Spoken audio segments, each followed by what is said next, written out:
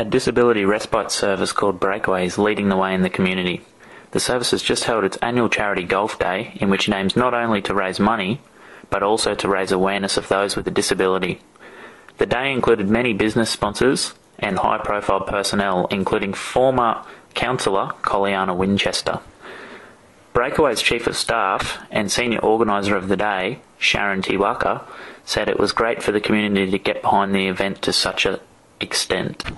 I find the community response to our annual golf day has been absolutely unbelievable this year. We've had over 90 players play and have raised over $5,000.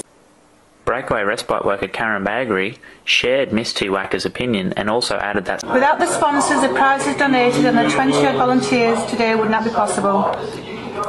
Daniel Ackland, Sunshine Coast Bulletin.